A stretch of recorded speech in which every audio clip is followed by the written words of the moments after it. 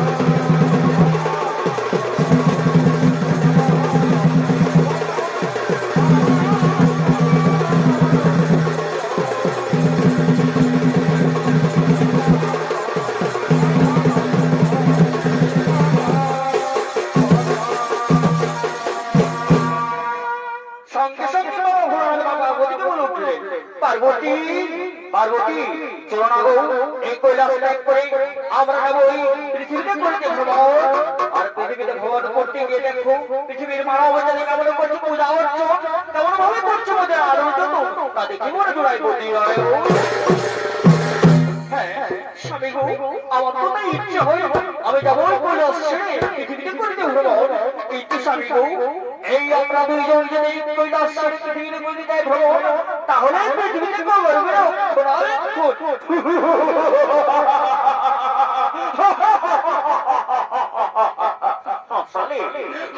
পার্বতী তোমার মাথায় এসে থাকতে পারলাম না গো।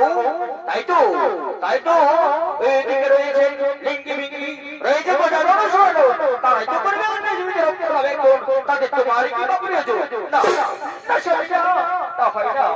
এই বিপদের করে সর্বসম্মতি যদি হয় তাহলে তাই করতে পারবে না রক্ষণাবেক্ষণ। তাই তো কৈলাস শিখরে আমি করবো এখনই রক্ষণাবেক্ষণ। তুমি যাও এই পৃথিবীতে করতে ঘুমাও। ঠিক আছে পার্বতী তুমি এই ধরনের কৈলাস নিয়ে আমি রক্ষণাবেক্ষণ পৃথিবীতে